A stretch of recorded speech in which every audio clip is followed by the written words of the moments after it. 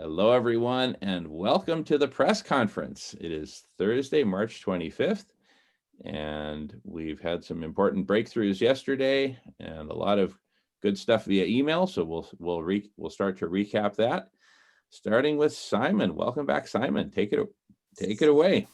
Thank you, Jamin. I've been turning up to your calls for a while now. I think the main reason for that is I admire your tenacity and your enthusiasm, which is infectious. But primarily because I knew you were onto something. I know from my own experience that these meetings are all over the place, and you turn up to a few for a while and they run out of steam and they're all very disjointed, and there are people doing good stuff and some people just contemplating the navel, going around in circles. But the main thing that you're after so rightly is this concept of super collective intelligence, bringing people together in a spirit of harmony and cooperation and collaboration.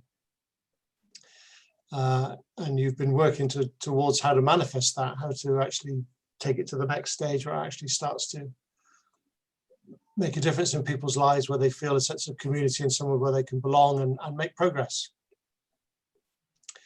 And yesterday we made a breakthrough simply in terms of the word for that. We need a brand, marketing. We don't like that whole for-profit corporate world, but nonetheless, we got to be in it, swim with the sharks, I can put it that way. So branding and marketing is important. We talked about transition, global transition. We're trying to move from a failed system. Frankly, I would say that a system which is carcinogenic, it had its own built-in obsolescence in a very problematic and disastrous way, as we're seeing all around us now. So we need to transition. We need to move from a failed system to something new. So we were after a word that represented that transition. And I think I'll let you, Jamin, pick up from there exactly what that word is and why we think it's so descriptive, if that's okay with you. Absolutely. I'm always good to talk. And it's both a brand, a word, but also the concept, right? And we had a breakthrough on both of those levels yesterday. What is the concept that we're seeking to create, co-create, and then a brand on top of that? And so let me first comment on the concept, and then we can talk about the brand, because for a while there, we were gravitating towards launching Snack Bar, the social network of actual conversations. The focus would be on actual conversations, but we were saying the concept would be a social network. And there's a number of issues that we identified with that. Number one, lots of people have their own communities. And if they hear there's some new social network, they'll fear. They have a tendency to be afraid that you're going to take their people away from their community into your new community. And so we started to explore a different concept. And this grows out of conversations over the last several weeks where we've been identifying what we think is the single biggest missing and the single biggest next step or next thing to create to bring the collective superintelligence together. And at this stage in early 2021, we believe, I think it's fair to say that next big thing, and Sarah, thanks for the thumbs up, you've been a big contributor to this conversation, that this next big thing is what we've been referring to as a universal calendar, right?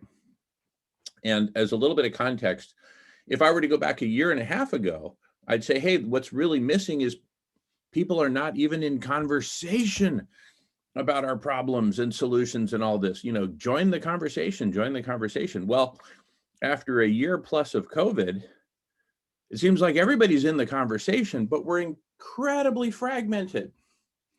in all these different groups and communities, et cetera, et cetera. And so we said, all right, we need a universal calendar. And so I defaulted to, well, let's build out Snack Bar and we'll put the universal calendar there. And then we, ran into the issues I just mentioned a few minutes ago about a new social network. The world doesn't really need a new social network. Well, it does and it doesn't. But anyway, the bottom line is we said, hey, let's focus on this universal calendar. What name shall we give it? And of course, we got a name from Dr. Silas Rao and other prominent vegans in the Vegan World 2026 community. The word chrysalis, right? From caterpillar to chrysalis to butterfly. And of course, within the chrysalis phase, we undergo just this radical transformation. Everything old in the old caterpillar dissolves into this chrysalis gel. And within the chrysalis, you have imaginal cells. I would call this group here an imaginal cell, right? Maybe I'll de-emphasize cell for the benefit of the NSA who's probably listening. No, this is not a cell in a bad word. But from the biological analogy. So within the chrysalis, there's all these imaginal cells having these amazing conversations, but we don't know about each other, right? They're happening in every country of the world, in every language, but we don't know about each other. We can't see each other. So we put those two concepts together, chrysalis and universal calendar. What did we come up with? The chrysalis calendar. The calendar for all these amazing transformational conversations that are happening within the chrysalis. And it was just like, whoa, right? And we just immediately fell in love with the concept, talked quite a bit about it yesterday. Sarah put it in the chat, chrysalis calendar, exactly. So we got some domain names. And here's an interesting thought about that, is that you've got the chrysalis calendar of all these conversations and collective superintelligence that's forming. Its purpose is to kind of be a level 1 integration of all these diverse conversations, because the collective superintelligence is and will increasingly be based upon this interconnected network of conversations. Well, level 1 of interconnectedness is get us all on the same calendar. Level 2 is, okay, let's have, transcription of our conversations, indexing, search, and deeper forms of connectivity. But level 1 is, tantamount to getting to the first base in dating, is let's just get on the same calendar so we can all see each other and see what conversations are happening. From there, we can get to level 2, level 3, wherever we want to go from there. But first, let's get on the same calendar. Now, imagine we have a chrysalis calendar for these conversations, which is about imagining, envisioning, talking about strategy, philosophy, figuring it all out. How are we going to come together? What is the grand strategy? How are we going to do this? And getting to know each other in the process, of course, right? Then imagine that beyond that, we have a parallel calendar called the butterfly calendar, which is all about action and implementation. Because, one of the big criticisms that people have had about these conversations is, hey, you're just talking, where's the action? Well, conversation always precedes action. And I think by having a chrysalis calendar and then a butterfly calendar, we say we've got both. One is a place for talking and co-creating and planning and strategizing and getting to know each other through conversation. The other is, coordinated action. Anyway, that would be a future thing. I think the main thing to focus on right now, since we are right smack in the middle of the chrysalis phase, is the chrysalis calendar. So much more to say about that in terms of details. But the basic idea is we reach out to all these different communities. Sarah has said, hey, you know, Vegan World 2026 already has a great calendar. Well, let's invite them to plug into the Chrysalis calendar and put all their stuff up here. Just mirror it, essentially, right? And so we got to figure out the best way to do that. For Vegan World 2026, for events on their calendar, for the Money Free Party in the UK, for their events, get those up on the calendar. For everything we're doing here in the conversation, the press conference, the block party, et cetera, get all that up on the calendar. If Kiko Lab wants to put their events up on the Chrysalis calendar, let them. And likewise, just go community by community and say, hey, we're building this Chrysalis calendar, this community calendar for all of the great conversations in the realm of global transformation. Would you like to put yours up on the Chrysalis calendar so that other people involved in global transformation can find out about you, right? So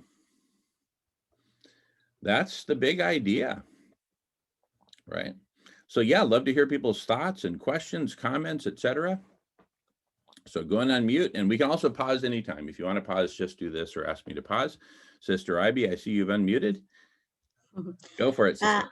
I would just like to share, I like what you said about communication precedes action, and then also the thought precedes the communication. So this is something that has helped me a lot, because it's like the most important thing to take care of is our thinking, our thought, because everything, all those other good things come after that. And I'm just sharing this because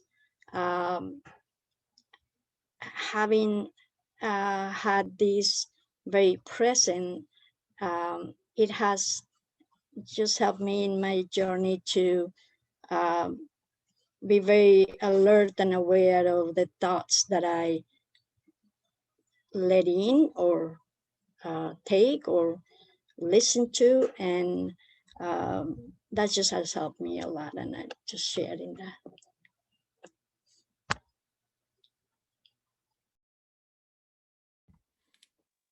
Beautiful. And you know, one of the great things about conversation is it gives us a space to take thoughts that we may have inside, whether they're good thoughts or thoughts that are troubling us or whatever, and get them out and get support, get feedback, right? So, yeah. All right, Simon, go for it. Yeah, I like it for the simple reason that, yeah, we know all sorts of organizations have got their own calendars, their own communication avenues. But that's the point. They're all over the place and they've got their own crowd. There is benefit for them to be talking. And what we're providing is the conduit. It's non-threatening. It's a benefit. It's an advantage. It's an addition that we're providing for them. Free of charge, we're just saying, you know, whatever you've got on, put it on here. If you're aware that something has to happen in the world and you're not involved with any groups, this is a place where you'll be able to find, hopefully as it develops in terms of the software, you'll be able to drill down by geography, by topic, areas of interest. Hopefully there'll be communication avenues so you can actually reach out, let organizations know what you have to offer, what you can contribute, which is something we know Silas goes on about. Receive what you can, what you need, give what you can. I think it could become very popular and much appreciated by all sorts of people. And it's a great name, catchy name.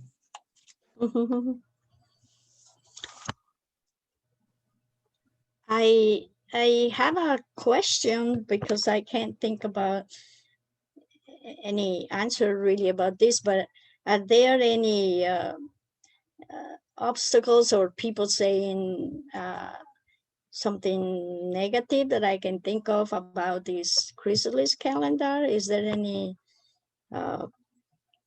anything that is been said to not do this? I mean, I can't think about it like I said, but just asking.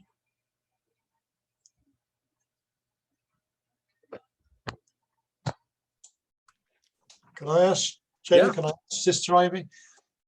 It's an interesting question, which I actually think pinpoints to the fact that I can't imagine why anybody would object to have a problem with it. I mean, it only came to us 24 hours ago. So certainly nothing's come up in that period of time, and it hadn't even occurred to me as an issue. But it is interesting to think, I think we're aware of all the advantages. I'm struggling to think of a disadvantage or why anybody would object to it. Can't think of one either, Well, there you go. but you know, Sure. I didn't know if someone had said something that why not. Not in 24 hours, but I suppose it could happen. And, perhaps we should be aware of the possibility so that we're not too blindsided. But certainly it hadn't even occurred to me that anybody could have an issue with it, but that's not to say that they won't.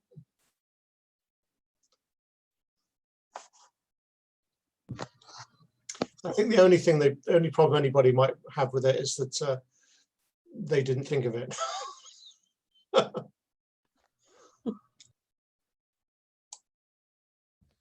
Yeah, and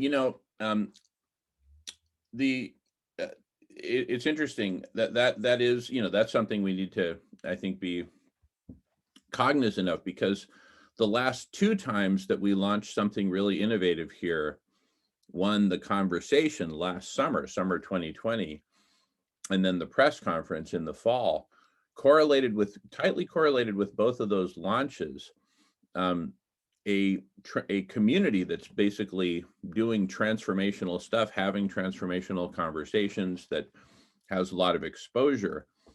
They felt threatened by both of those new innovations and launched separate and very different character assassination attempts against me as an individual, correlated with both of those launches. And that's because I think they think of themselves as somehow kind of owning this space, which is a ridiculous notion to begin with. But anyway, I just thought I'd mention that in answer to the question. I've begun mentioning that not by name. I won't name this particular community. But I do mention it to at least put it out there in the ether, that that's very dirty play. Fortunately, we were able to repel those attacks successfully because they were based on pure lies. There was literally not a shred of truth in the accusations that they made against me. And so we were able to repel those with the truth, and also by just speaking up about it and saying, hey, stop that. And so anyway, I just wanted to mention that to be complete. And also,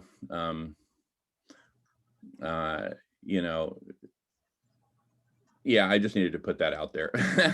That's all. Nothing.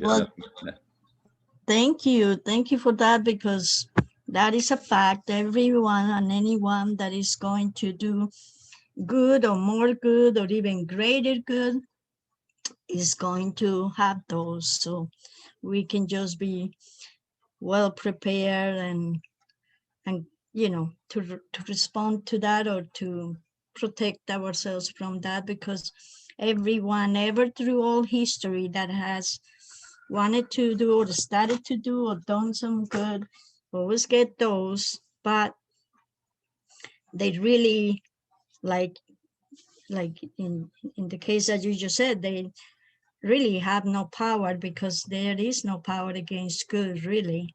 And if we are about good and doing good, there's really no power except a very temporary thing, just like what happened. And by knowing this, we're better prepared to get those, which always comes to the individuals or groups or societies that want to do something better, and just, but it has to be in vain, and we need to know that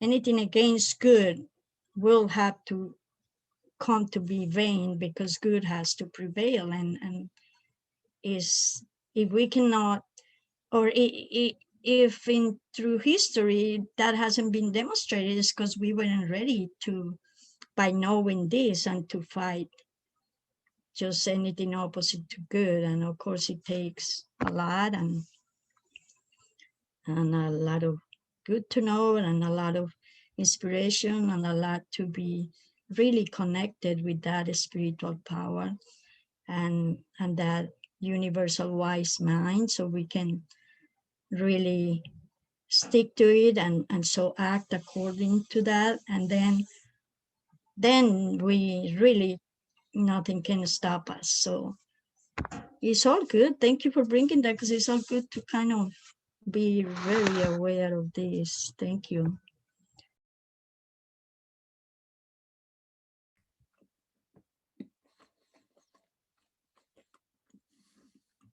Yeah, and I think it stems from each community, or some communities, really thinking that they have the answer, right? Or they have the leadership, or they have the structure, or the whatever, and that everything should revolve around them. Now, the Chrysalis calendar approach takes the opposite approach, and it says, no, there are imaginal cells everywhere throughout the world, right? Throughout the Zoomosphere, and throughout even different networks beyond Zoom. I hear there's a lot of good stuff happening in Clubhouse, for example, and I'm sure lots of different platforms.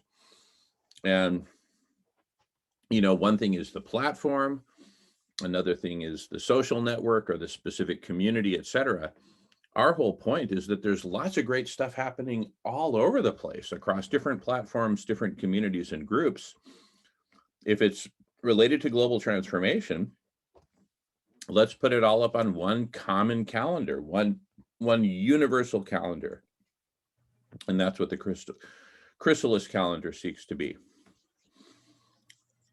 And one other point is that I see the Chrysalis calendar itself as a transitional form on the way to a truly distributed, decentralized calendar with no owner, perhaps controlled by a DAO, a decentralized autonomous organization. Now, it may retain the name Chrysalis calendar, but at some point in our evolution, we should really seek, I believe we should seek to decentralize it and really set it free, so that it's not even controlled by, us, but rather really, oh, Sister Ivy, looks like you've got a call. I'm going to mute you, Sister. Oh, there you go. Thank you. So that it's not controlled by us, or in fact, any group, but controlled, for lack of a better word, by ideally encoded principles, encoded in software, kind of like, Bitcoin is something that nobody can control. It's fully decentralized. And so, as are many, cryptocurrencies and blockchain projects, Michael Gaio joins us frequently, and he's kind of our in-house, blockchain decentralized expert. I had a brief check-in with him this morning on another topic, and I shared with him what we're up to.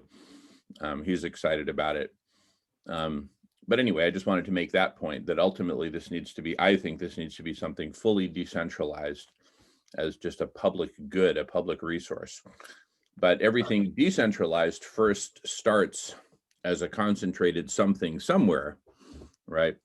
And here we are. So with that, I'll pass the talking feather. May I just share that point that you made? The fact of getting together, it really helps for those people with that thought of we are the only ones and we need to be the first one. So whatever it is, I really have seen that it comes from isolation, really. And then you start thinking that you know, you are it and there's nothing else, but it's really from isolation. So these conversations and these calendar are a great help to that, and say, no, look, we are many and you can just come and join, and you can be just with us and do even more good all together. So I just wanted to share that. Sorry about I do have my phone off, but that was the alarm. I need to go, but I just wanted to share that because it was such a great point that you did. Thank you. Thank you, Sister Ivy. And thank you for being with us. And please come and go as you need. No problem ever with coming and going. Thanks. I would love Mhm. as much as I can. Thank you. All right. I'd love to pass around the talking feather some more, hear other people's thoughts before I get into some specifics about it. I sent around an email last night, just for those of us who were on yesterday's call, but I want to share it with everyone, some draft specifications of what we're talking about. But first, let me pass it around a bit, just because we're talking about even some more fundamental stuff upstream of the specifications. Looks like Marco and Simon are waiting to talk, so go for it. Maybe Marco and then Simon. Go ahead, Marco. Yeah, I just want to, point over and highlight again that, even though we've, worked with Silas for a long time, it was the new blood coming in with Simon who really liked, the saying that Silas has, and brought up again the chrysalis and the transformation, and brought it up at just the right time that it clicked. And that's, even with the same information, a new part of the collective sees it, appreciates it, just at the right time to make it click to where it just takes on some a better and bigger life. So that's the praise again of the collective intelligence. And as far as those that would try and detract with the ridiculous tactics that they tried,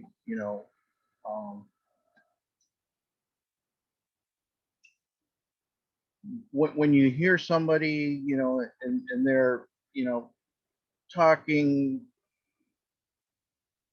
badly about someone else, it doesn't matter if it's us or someone else. The important thing is to just call them on it right away. Don't let it get a life. It's like if you hear somebody saying something that's a detracting of somebody else, and it's one of those things that's really negative, and there's no good reason for them to even bring such a thing up, is just call them right away, get it done, over with. Don't let it go to the next level that another person hears it and another person hears it. Don't let it take life. If it's wrong, we all have a responsibility to just put a stop to it right away. And we were lucky enough that that's what happened. We didn't let those things take on a life. But by the time somebody makes, two such obvious attempts, you have to kind of be prepared that they may try again. And it's good for us to, to know that we will, we won't let it happen. Not to ourselves and not to others either. We don't just need to protect, the people that are here today. If we see anyone being talked about in these horrible negative ways, we do something about it. And I think I'm complete for now.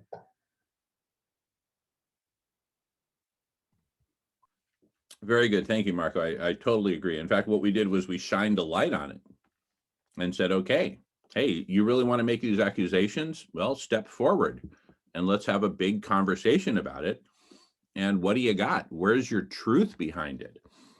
because they're a bunch of lies. And so in both cases, we exposed them as lies. The perpetrators got egg on their face because of it. And so I think, you know, the defensive move, that was what it was really centered around, was just exposing the truth, including exposing the lies and the liars. And part of the reason I talk about it, albeit, hey, we got Colin user 1. Marco, any comments on that? I'll pause recording for a second. All right, so resuming recording. Anyway, that's all I wanted to say about those character assassination attempts. And I think we've got a good plan and a good, for lack of a better word, an active defense.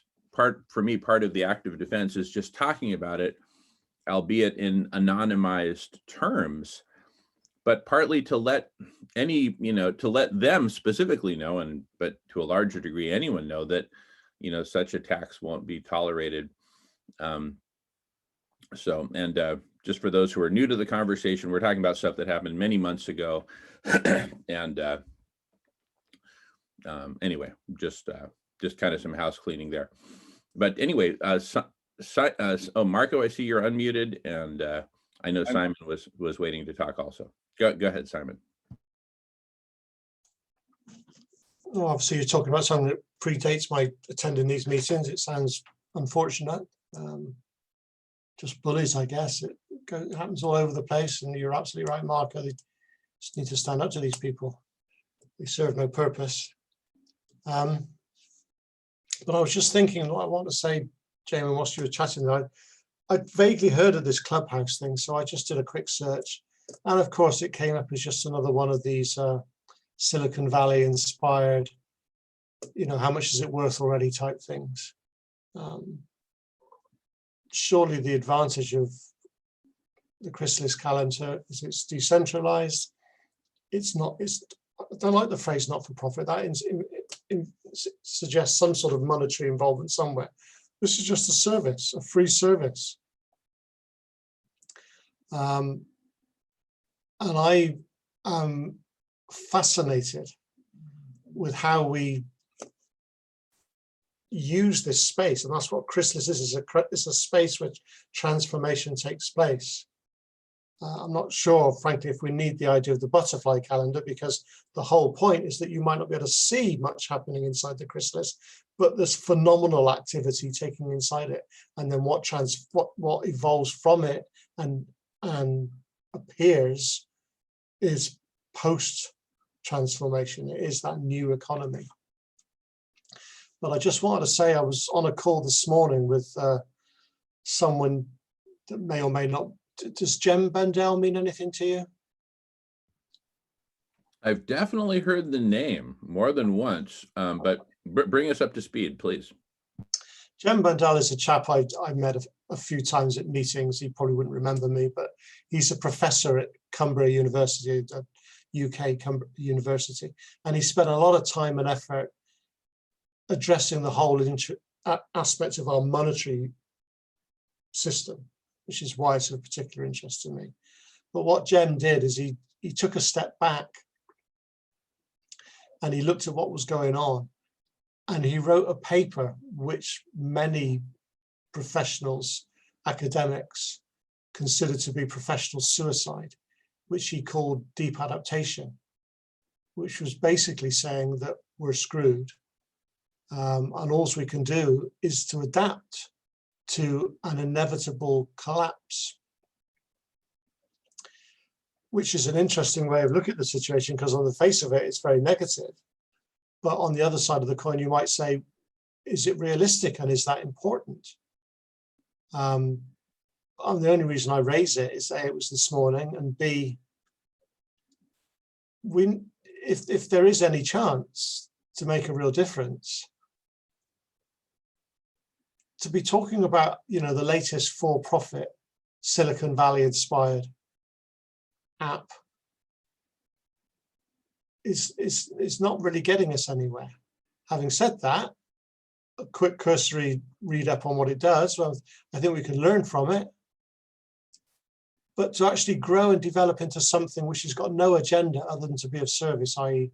the Chrysalis calendar, makes us stand out. and we need it to be replicated. The whole point, as far as I'm concerned, is to create this space where people are interested in contributing to this transition inside the chrysalis. And we'll need some sort of parameters and criteria to be able to post. And if anything is overtly for profit, then it really doesn't belong, because that's history.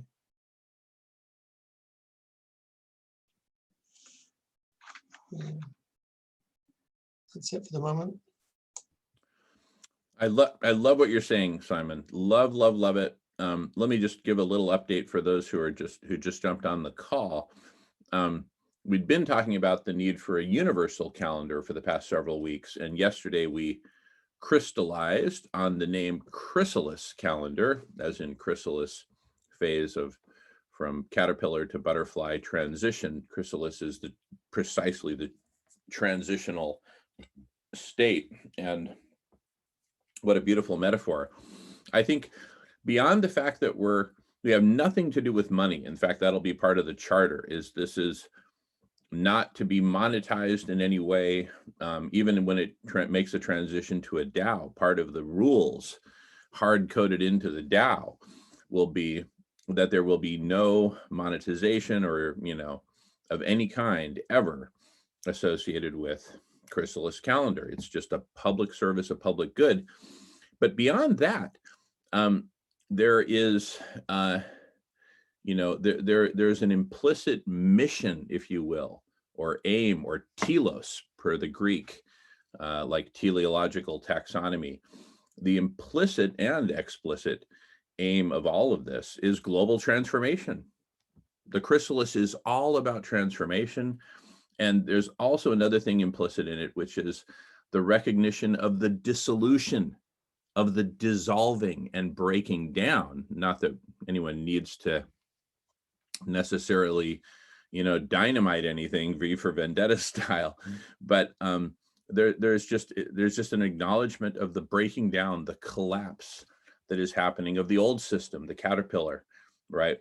And so it's managing that collapse collectively, managing the transformation during the collapse and post-collapse, and then managing the rebuilding with the imaginal cells. It's like, even if butterflies did not exist in biology, this feels like the kind of thing that George Lucas would have written up in the mid 70s for a big sci-fi movie, right? Instead of Star Wars, you could imagine the chrysalis phase, some civilization imploding, and the chrysalis and the imaginal cells being kind of the heroes, imagining, envisioning, and leading a way forward. It's just like, it feels like the stuff of a beautiful science fiction trilogy, right? You have butterfly, caterpillar destroying everything, reaching the end of that cycle of just destruction. Chrysalis, the reimagining, the breaking down, the transformation, the really exciting part. And then, whoa, as if things couldn't get more exciting, bam, this beautiful, beautiful butterfly emerges and takes flight. And it's incredibly efficient and nurturing and pollinating and just bringing all this beauty and joy and love to the world. So what a trilogy! And here we are, right in the second volume of the trilogy. This exciting kind of chrysalis phase. It's sort of like the Empire Strikes Back phase of the trilogy. Yes, Simon, go ahead. No, it's just this collective superintelligence thing at work. I hadn't considered the aspect of the caterpillar, that period breaking down, but we shouldn't overlook the fact that without the caterpillar phase, there would be no butterfly. So in terms of our evolution, maybe we had to go through that in order to evolve to where we're headed, instead of condemning it and looking upon it as necessarily as a negative phase. How crazy were we? This voracious consumption, which is inherent within the caterpillar, maybe it had its purpose. maybe we had to learn from it in order to move on. Well, yeah, learn from it, but also it had its purpose in other ways. I mean, in biology, the caterpillar is just this voracious monster that just eats and grows and eats and grows and stores and stores and stores, and it stores up all this energy and biological matter and sugars and, you know, potential chemical energy to fuel the chrysalis. I mean, why are we here? You know, we're here because after 12,000 years of agricultural revolution and agricultural efficiencies, which were very destructive to the planet in aggregate, particularly animal agriculture, which was totally unnecessary, but nonetheless, here we are. We're here because farmers are out there producing all this food, and we don't have to toil away and hunt and gather and whatnot like we did tens of thousands of years ago. We can just chill at home here on Zoom and have all these great imaginal thoughts. So it's like the caterpillar phase enabled. I'm not praising it in any way, don't get me wrong. I'm just acknowledging one aspect of it, which is that it created all this, you know, stored up energy, which we're now able to utilize within the chrysalis phase to do exactly what we're doing right here, is co-create and imagine and envision. Going on mute.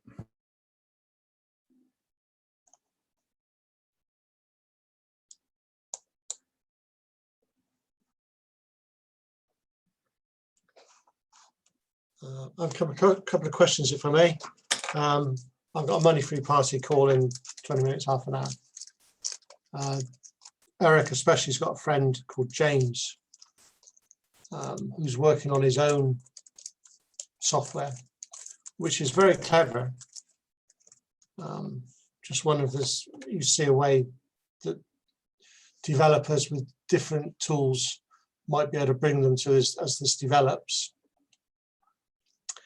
And second question is, I guess you haven't heard back from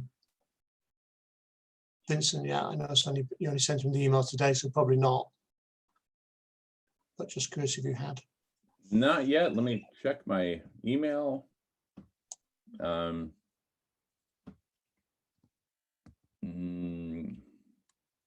Nope, not yet. But he is quite busy. But I just really wanted to get that rough specking out there for him to consider and for all of us. And I'm happy to screen share and talk about that.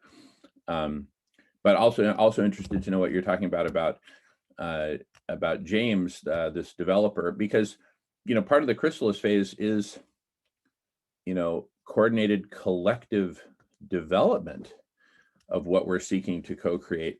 I see Sarah's got her hand up. Yeah, go for it, Sarah.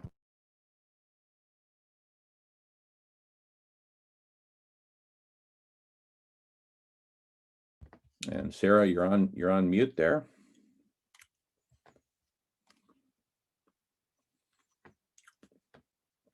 You're still muted there, Sarah. Anyway, Sarah will jump in when.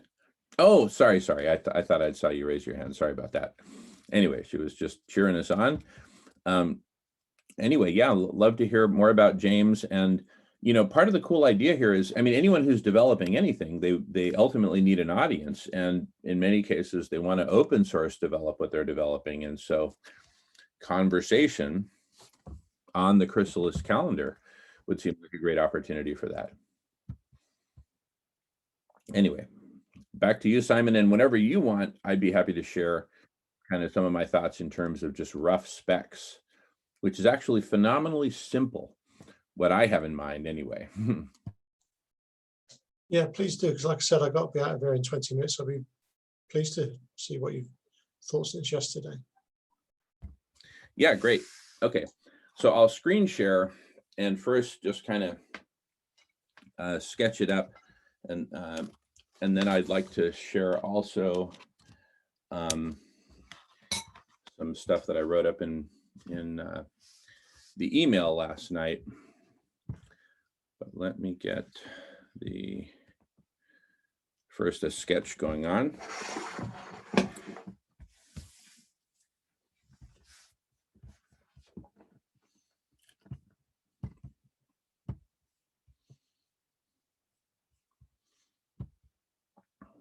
welcome back, Sister Ivy. We're just going to talk specifications here for a minute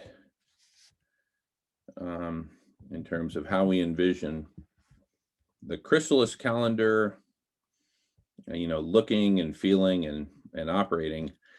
So here goes, I'll screen share.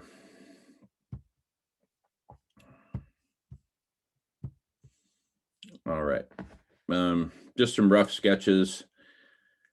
You know, the idea is you go to the homepage and you would literally see a calendar where I just picked some, here, I'll just highlight here.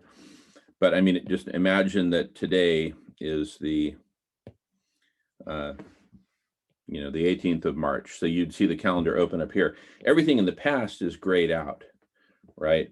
But you'd see today and tomorrow and the next day, and you would just see a very high level view of really the titles, like I put there, title 1, title 2, of, you know, what's going on the Chrysalis calendar. And I'm thinking, you could, like I show here with this arrow, you could scroll down for more weeks ahead. And I put in question mark, should we make it an infinite scroll that you can just keep scrolling and scrolling and scrolling?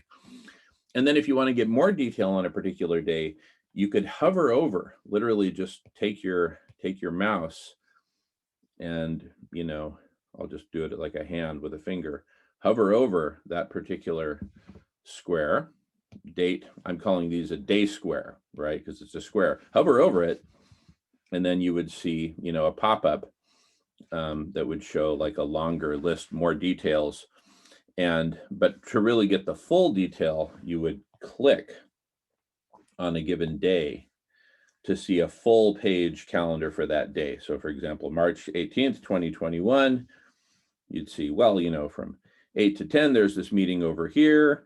And then there's, you know, a half-hour check-in over here. And, you know, you'd see more information. And then this other meeting over here and this other one over here and on and on and on, right? So you'd see it kind of like that, just typical electronic computer calendar style.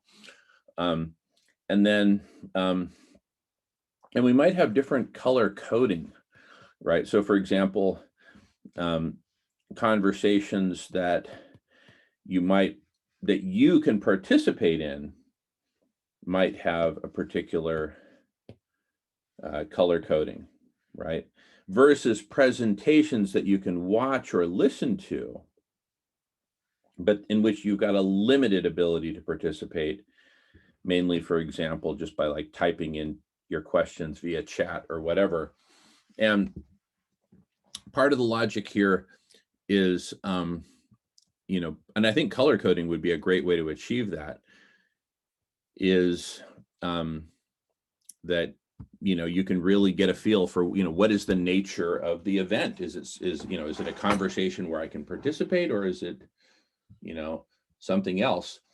Here, let me screen share on a different machine here, this Word document. Okay, let me just get the permission over here. Okay. So this is the document I was creating as the basis for the email yesterday. Here, I'll just highlight here. Enable users to specify the type of event, right? So let's say you're specifying an event to put up on the calendar. You'd specify the type of event by selecting from a drop-down, or you could suggest a new type if you didn't find what you're looking for on the drop-down. But the, you know, fundamental types might be an open conversation. Another could be an open house, right? Yes, it's an open conversation, but it's of a style of an open house where you're really sharing, and yes, people can ask questions and whatnot. Another could be a presentation with live discussion open to all participants. Again, it is a conversation fundamentally, but it's anchored around a presentation. Versus a different kind of presentation, which is very common, a presentation with Q&A via chat only, right? So yes, you can ask questions, but only via chat. And it's really the speaker who really has control. that's often the case with interviews. Hey, Eric is joining, so it's perfect timing on Eric. And since Eric just entered the room, I will also add another type. Eric, what's up on the screen right now? Here, let me stop screen sharing so I can actually say hello to Eric and welcome him. Looks like he's undergoing acupuncture at the moment. Eric, welcome back. Hi. As you know, I've got another meeting to go. I actually popped in for a particular reason, if you don't mind. But if you're in the middle of something, I can wait. It's no problem. No, I was actually sharing something inspired by you yesterday, but here, do you want me to pause recording or can we just keep it flowing? It's up to you. Yeah. Listen, sorry, I don't mean to interrupt. If you're in the middle of something, carry on. I mean, I've got until past, so there's no desperate urgency, but I did pop in to ask a particular thing, or to suggest a particular thing. Well, But carry on. Can I just say I'll be coming with you, Eric, because hopefully James will be joining us. Okay, good. Be interesting to know whether any of this might at some point involve James in terms of what he's working on. Yeah, well, it'd be probably good to connect James and Vincent together, I would imagine. That might not be a bad connection to make.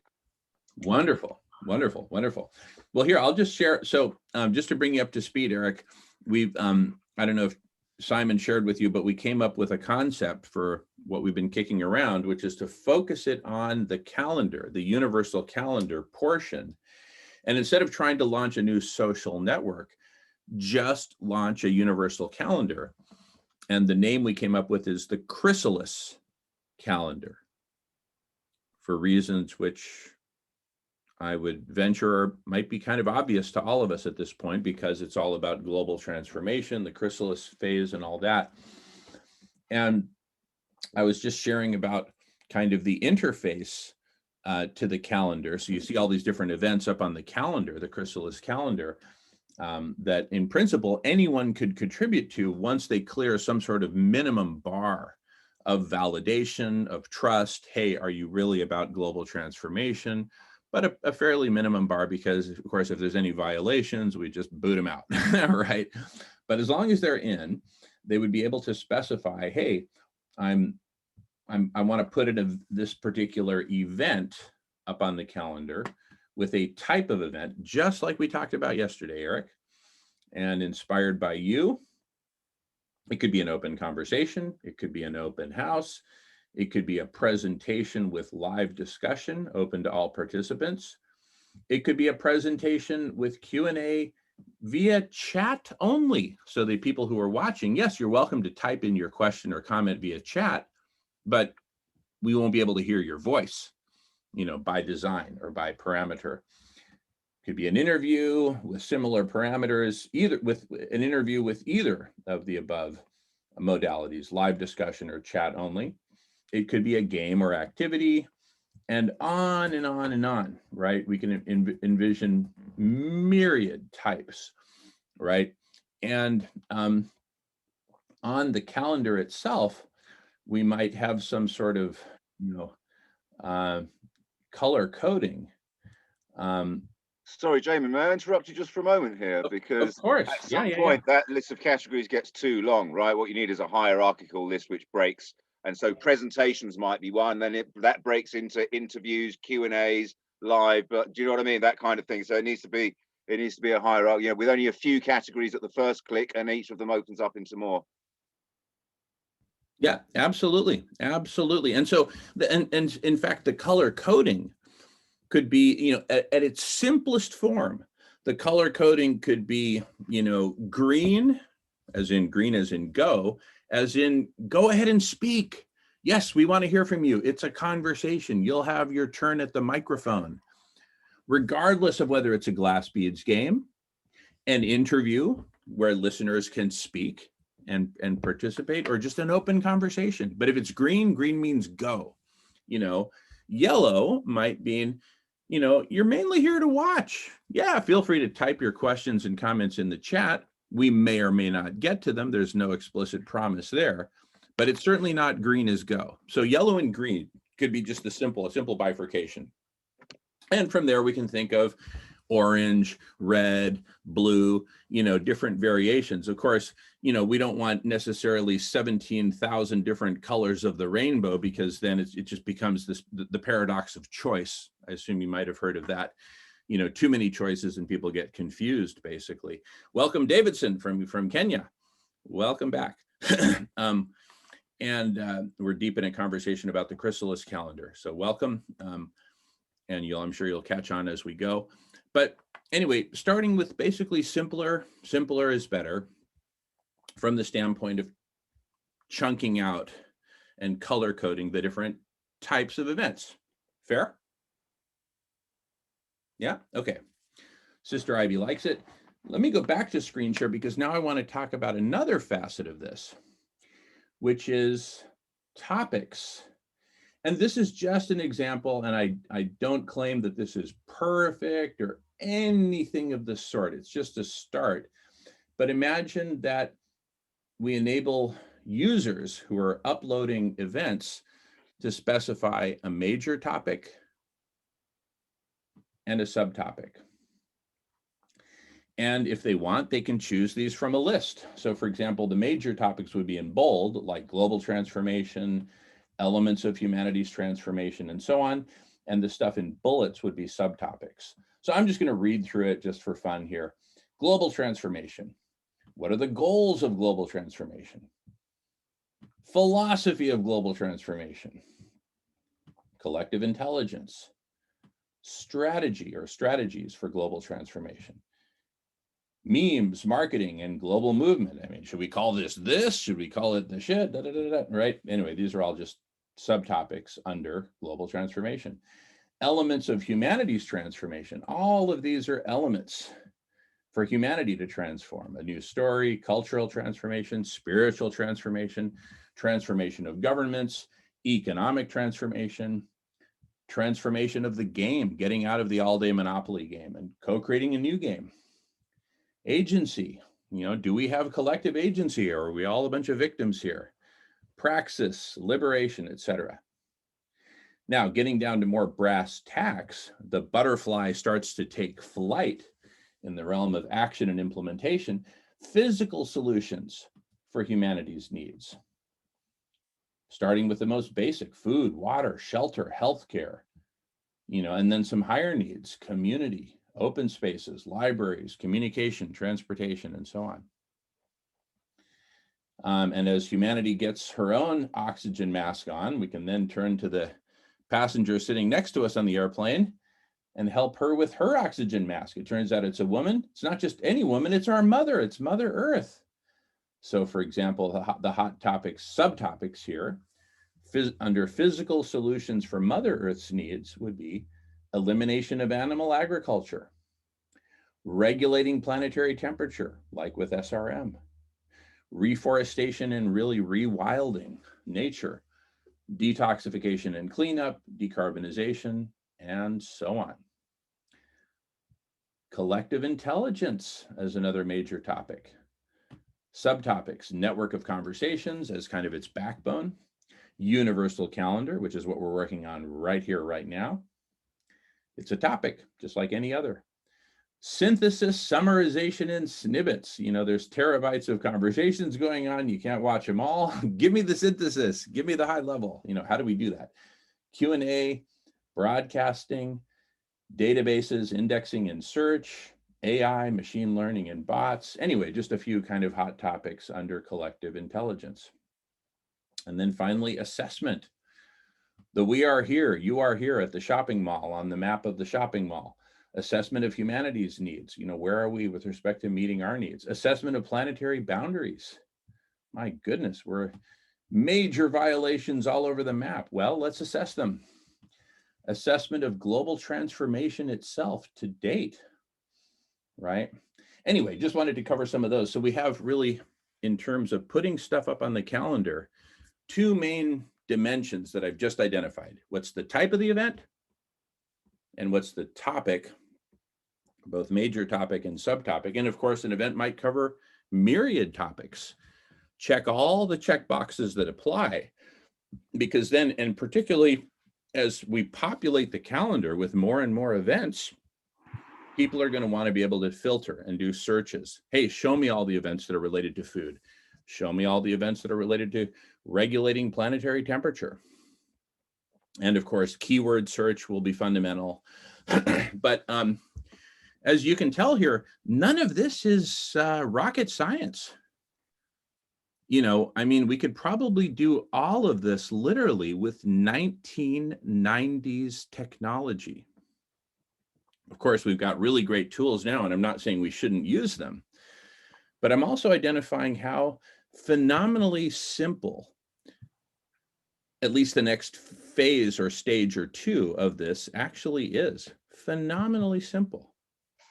Now, once we get these basics laid down, yes, we can do really creative stuff with search, advanced search, filtering, automated connection making, syntheses, you know, mashups between conversations. Hey, this conversation and this conversation are really talking about two sides of the same thing. Let's get them together and see what happens. Kind of the chemistry lab of conversational mixing.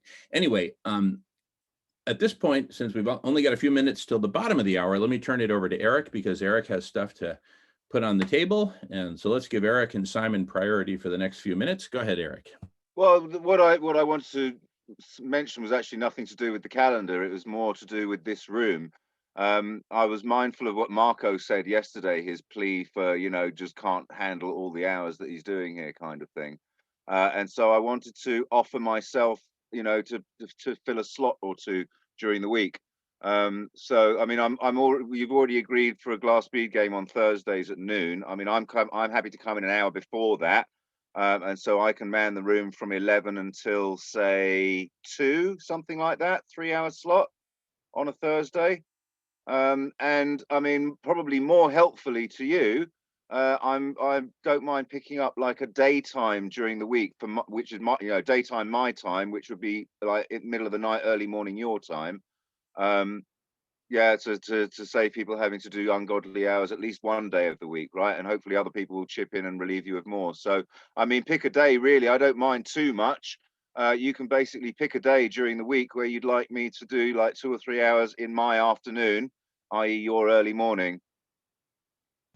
I love it. So let's dig into the details of that. Maybe even later today or tomorrow, if you want to come back. Love to continue that conversation. And you just, well, like I say, just pick a day, have a chat with Marco, and between you, just pick a day during the week. I don't really care too much which one it is. I don't think I have anything regular during the days during the week. I mean, I might have the odd day where I might, you know, not be able to, but for the most part, you can, you know, whatever is best for you, I will endeavor to meet that gap. awesome. So yeah, have a chat with you and Marco. I super appreciate that, Eric. I Very, super appreciate very it. much. Yeah. You know, and that just gave me an idea. Whenever that day is and that chunk of hours is during the week, as well as the Thursday one, which of course is evening your time, for on the calendar, what if in addition to specifying in text form, you know, this is, you know, Eric hosting open conversations, Eric hosting the glass bead game. What if in addition, this is just an idea, we had an image of your face associated with that event on the calendar? Because, okay, Simon is saying no. Yeah, I don't like it either. All right, listen, if you don't like it, it won't happen. It's as simple as that. But part of, but at least let me tell you where I'm coming from, logic wise, right? I'm going to use Marco as my guinea pig then. If we had Marco's picture there, because then people would know, all right, if I come during this time, yes, these are the topics, but also this is the host. And you know what? I like that guy. I want to be here when that guy is here, because I always have fun when that person is hosting. That's kind of the logic. Because that's completely fine, Jamin. In that case, don't use my name. Use Liberate Mankind, which is my handle everywhere online. I mean, that's my YouTube channel and my Facebook name and my Discord name. I mean, I'm Liberate Mankind everywhere. And you can use this image, which I'm just about to, if I'm allowed to upload a file. Am I allowed to upload a file? As long as it's like from Google Drive or some online Yeah, storage. not from my hard drive though, which is where I No, want to upload it from. It won't let you do that. It won't let me do that. Yeah, well, from a Google Drive, but Yeah, I don't use any of that shit. Dropbox, Google Drive, and clouds. I don't use any of that shit. Okay, no problem. Anyway, feel free to email it to me or Yeah, I'll even do that. screen share it. I'll email you Yeah. the image. Yeah. Okay, no, that's great. But you see how that gives it some more flavor. Yeah. No, I get where you're coming from. I just know, A, no one's going to want to look at my ugly mug, and B, I'm uncomfortable with having my face as a poster for something. But I'm quite happy to use Liberate Mankind and the image that I have on my Facebook page and my YouTube channel and blah blah blah. You know, it's for what it's worth. That's kind of my brand. I love it. I love it. And then of course, people who get to experience you in a glass bead game or whatever context, they'll say, oh, it's that Liberate Mankind guy. That great. Let me make a special effort to be there when he's here, kind of thing. Anyway, what I love here more generally is we're exploring the richness of specifying an event on a calendar, and how much rich information, data we can put there, so that at a glance people can say, per Malcolm Gladwell, blink. At a blink, there you go. I love it. There's mankind liberated from the ocean, just shooting That's to the it. That's my image. That's my Like that. Liberate Mankind image. Love it. That's Love great. it. That's good. No, and you see, and a picture is worth 1,000 words.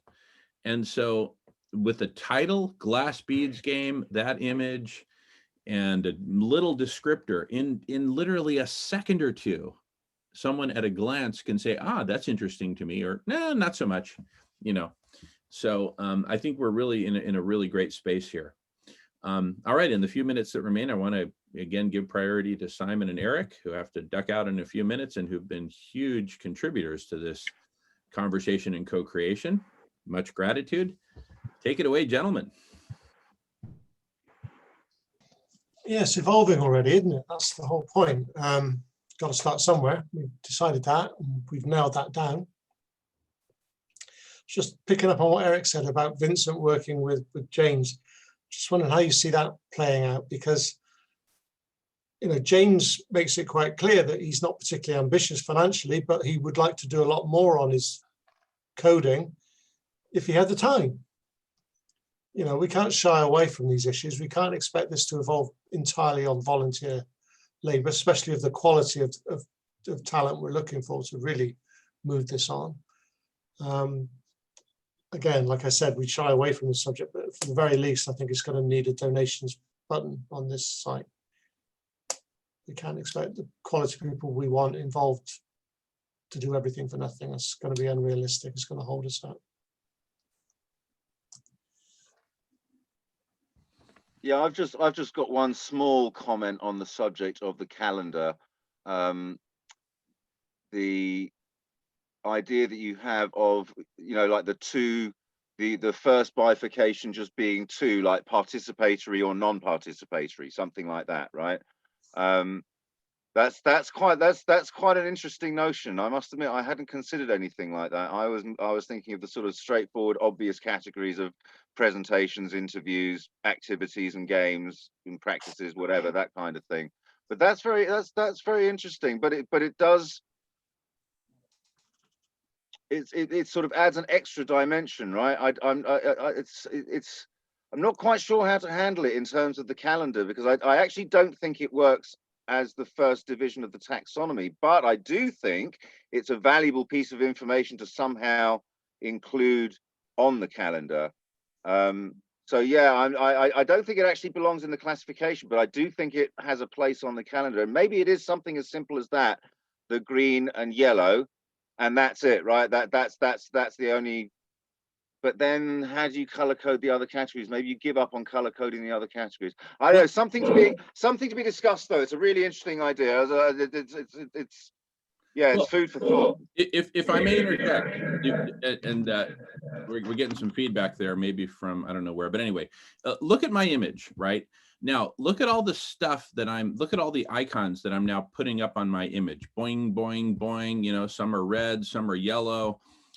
Each of these conveys something. So imagine that with a calendar entry, you could have multiple of these images, kind of like, if you're looking at a food at a food store, you see a V for vegan, you see a GF for gluten-free, you see a GMO with a line through it saying non-GMO. You can have 7 or 10 of these, no problem. Well, you can actually have a lot of them if they're intuitive, like emojis, and the meaning is sort of obvious in the symbol itself. That means you can actually have a larger menu of them. You don't need to refer to the key. It's obvious what the thing means. So yeah, again, that's a really good idea. I like both of those very much.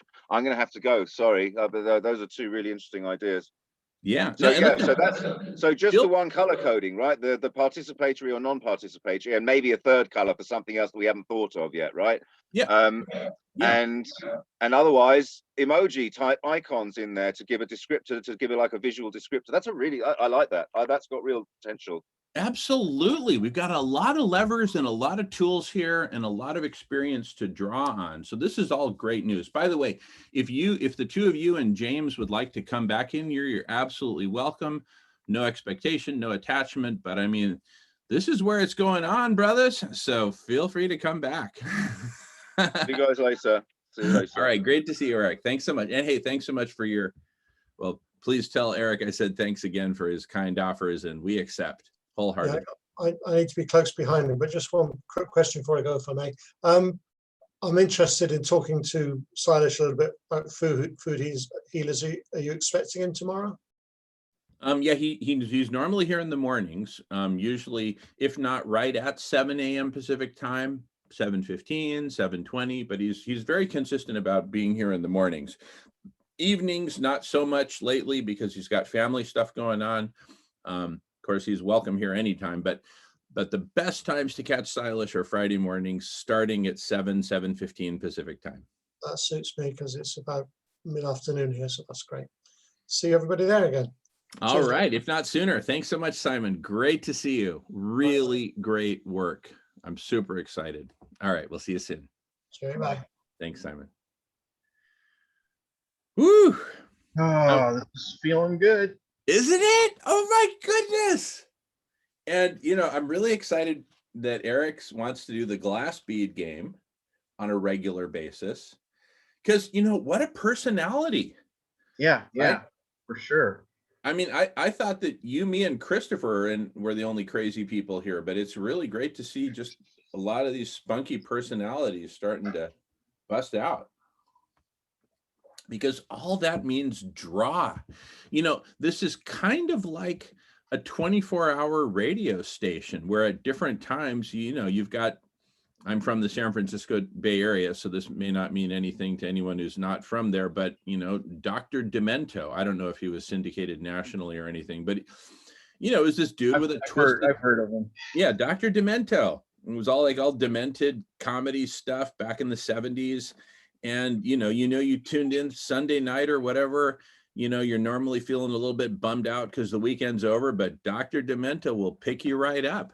Anyway, so it's kind of like that. You got, Marco with the long beard, Christopher with his hair that's even 20 times longer. And and it's just like, just all these crazy personalities. And now you got Eric, who's just like, whoa. I mean, holy shit. And, and with the Chrysalis calendar being the place, it's just a natural place to finally build community in a way where we can finally let go and say, hey, all communities welcome. We're not trying to, create a new social network and steal your audience. No, this is a place for you to gain audience if that's what you want, right? See, and Eric and Simon, they got that right away. It was,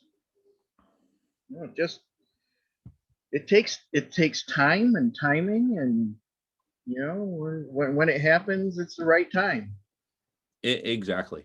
Hey, I got a question from Sarah who asks, do you incorporate this THIS, transforming, healing, and intentionally saving? If that's the the acronym you were thinking of, Sarah, there's been a couple of variations on that. Do you incorporate this into the calendar? The answer is yes. And the yes goes like this for me anyway. Love to hear your thoughts and everyone's thoughts. But if somebody wants to have a meeting about this, just put it up on the calendar. Provide a Zoom link. And of course, we're happy to offer up this, not just Zoom room, but this Zoom space right here with all the breakout rooms and everything. So we really have essentially limitless capacity for holding different events all right here. Now, that's not to say that everything that happens in the calendar happens in this Zoom space. If Kiko Lab wants to put 10 different events on the calendar in a week that all point to their Zoom room, no problem. Money Free Party UK, different Zoom room, no problem. Money Free Party UK wants to have theirs here because they've expressed that they would like to have theirs here, no problem. It's like, we're good. We're good. Oh, super exciting. Coming together. It is coming together.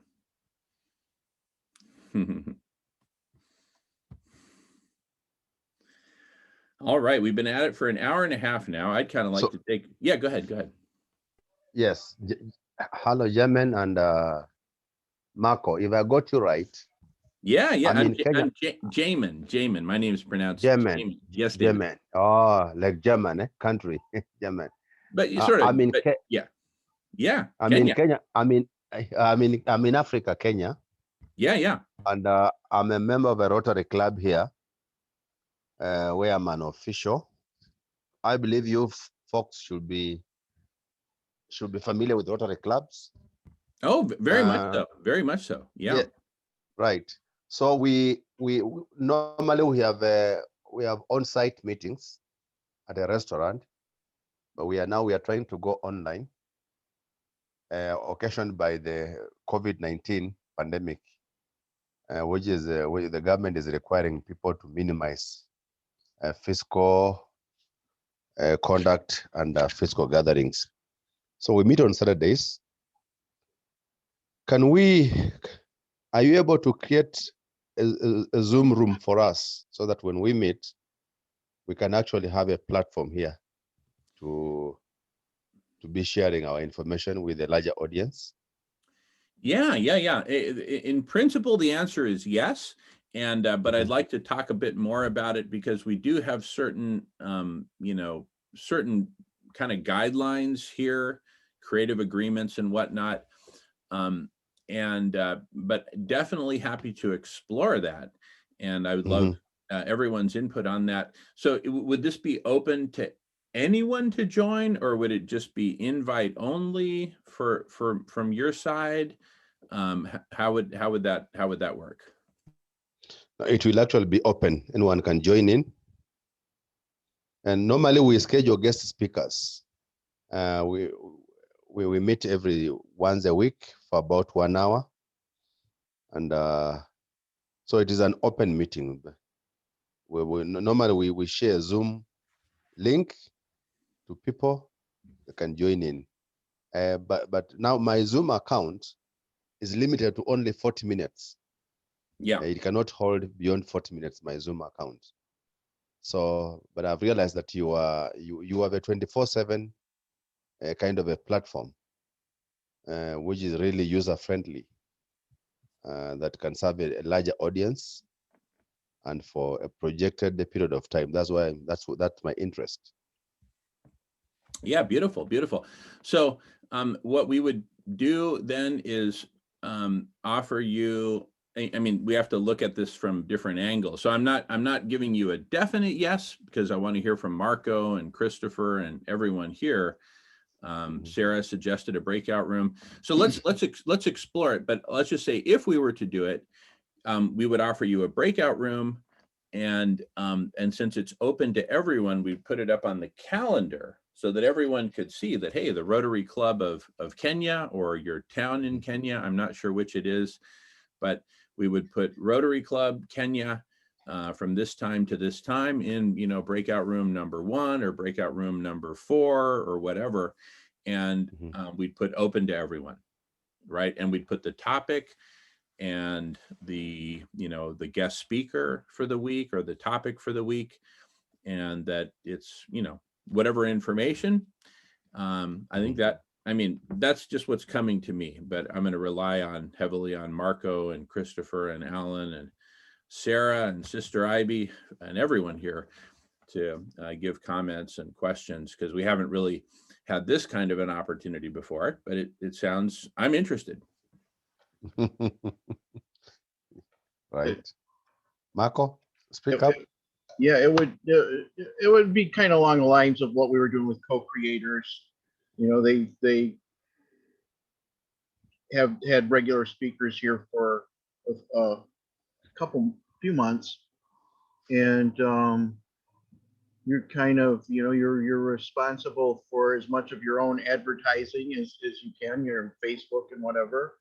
Right. And would you be the regular, you would be there at every meeting, the regular person that would take control in your breakout room? You would be in charge of the flow once people get into the room?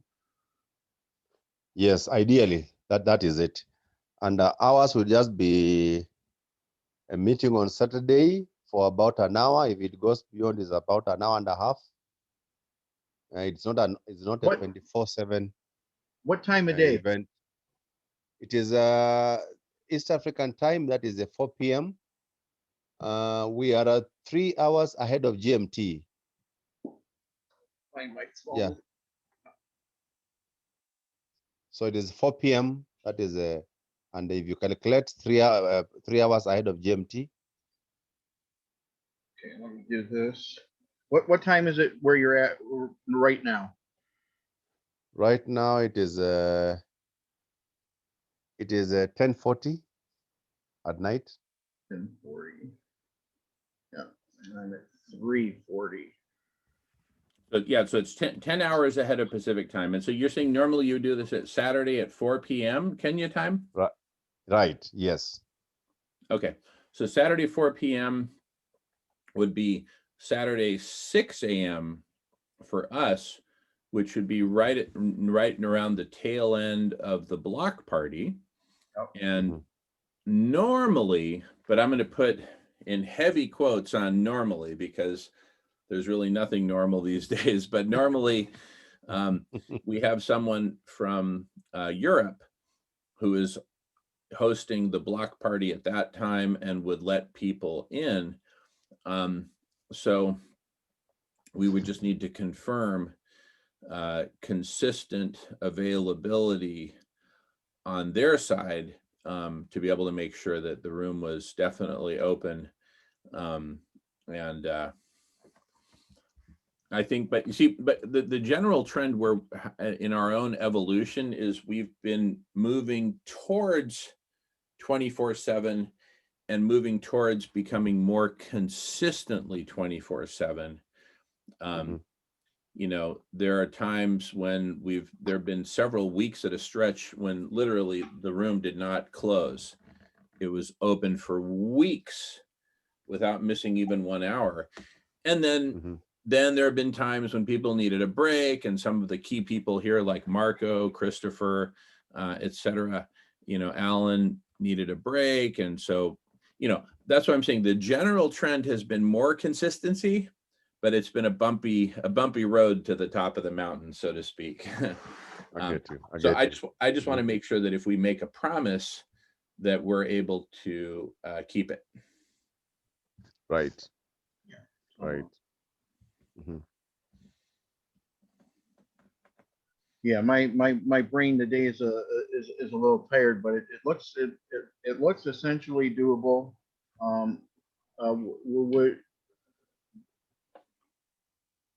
How soon would you want to start? Yeah, we are tomorrow is Friday, and our next meeting is on Saturday. So it is possible now, because I do not have experience managing Zoom rooms. Now, I'll if I'm sharing the link, I'll share the link for this the 24/7. That is the Zoom link, the Zoom account link. Then someone comes in, and then there will be an administrator who will be allocating people to the respective room where our Rotary Club is holding, is being held. Is that Correct. how it will work, Marco? Correct. Yep. There Okay. would be someone here in the main room that would, you know, you would one person would become a co-host so that you can manage the people in your room. And as they come in, as people come in the main room, we, welcome them and ask them what they're here for, or you can instruct your people to ask for the Rotary room. Mhm. So, when they come in, that they don't just, because we're used to people that come in and say, oh, we just came to see what's going on. And they kind of, hang around, and that's good. But it's easier if your people identify themselves when they come in, that they are here for the Rotary meeting. Okay. That makes sense now. Yeah. It makes it all move smoother. Okay. Right. I agree. So Gentlemen, we can pilot that on Saturday. We see and experiment with it. We see how it turns out. I'll share the general link that I use to log into this site, so that our members can use that to log in. And when they come in, as Marco says, there will be an administrator who will show them the specific room where we are. We'll try it. We'll try it on Saturday, and we'll see how it turns out. yeah. That's certainly fine. I would like to maybe take a little more time before we're able to make a firm commitment, but as long as you're okay kind of going with the flow, but with no promise that there will be anyone in the room. And one other thing I want to mention, I need to take a break in a few minutes, but one other thing I wanted to mention is that we have a policy of no soliciting, meaning we don't ask people, hey, can you donate? Can you do this, that? Now, it's certainly okay for an organization like Rotary, which does accept donations. It's certainly okay to be here and maybe even make just one mention that, by the way, we do take donations. Look at our website if you want, but not like, hey, because we've had some problems with that in the past. And because of that, we actually have a policy of no soliciting. But beyond that, I don't really see any other. Anyway, I'm going to take a break for a few minutes. I'll be back in a few. Should we carry on recording? Maybe take a pause on recording. Let's take a pause on recording. I think would be a good idea. Okay. Pausing recording.